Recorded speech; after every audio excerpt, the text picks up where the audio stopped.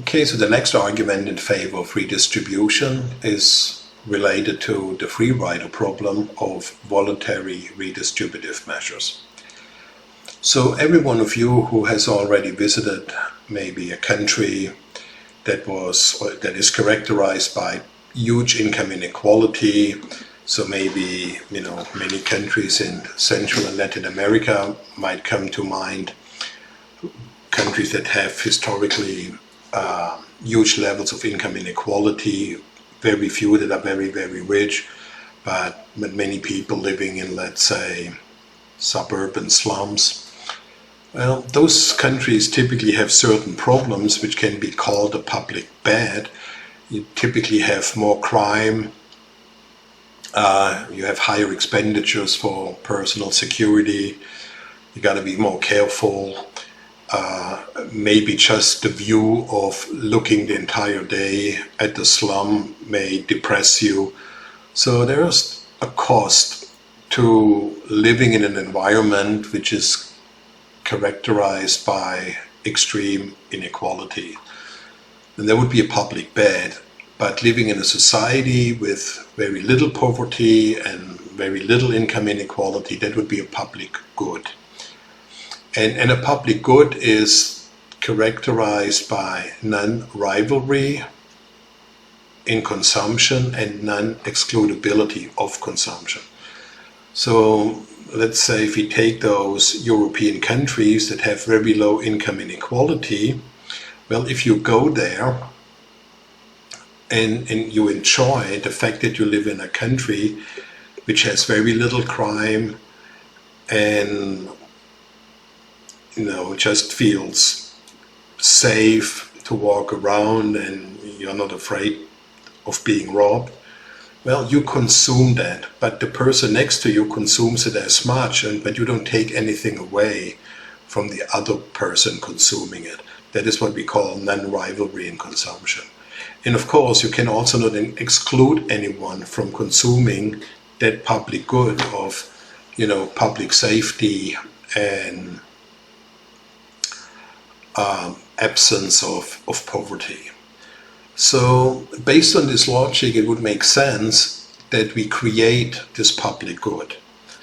The problem with public goods is that it's subject to something that we also sometimes call a little bit the tragedy of the commons, or something that is related to the tragedy of the commons.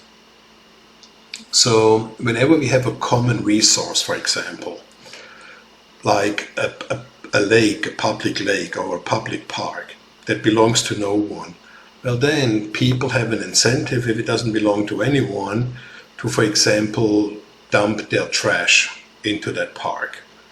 They may do it at night, but they thought, okay, if I dump my trash bag into that public park, that's not a big deal.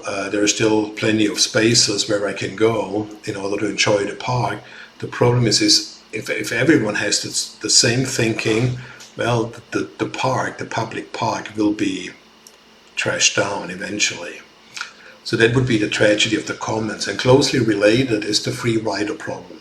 So if we, let's say, we want to clean up the park, which would be a public good, or we want to create a society which is more equal, and we want to provide public institutions that empower segments of society that are maybe not as fortunate as other segments of society, and we want to help them by providing them maybe with access to education and access to healthcare. So we create a public good that removes some of the inequality. Then everyone has an incentive to say, that's not that important for me, I don't have a high willingness to pay for it.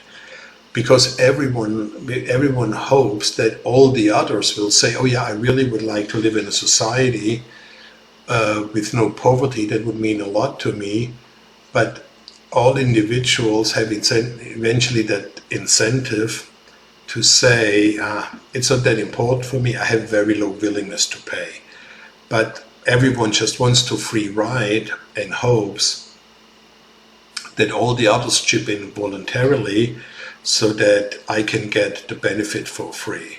And the problem is, if all people think this way, the socially optimum poverty level as a public good will never be reached.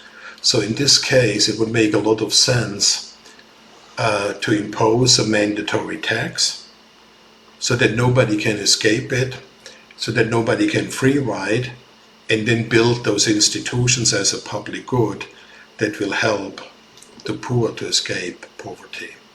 So the free rider problem is also an argument in favor of redistribution. Okay, so now we have talked about, many arguments in favor of redistribution. First, we talked about utilitarianism.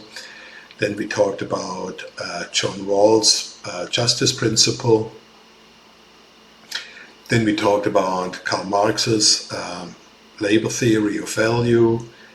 And now we also talked about the problem of creating public goods. And beginning with the next video, or in the next video, we will also talk about the negatives of redistribution.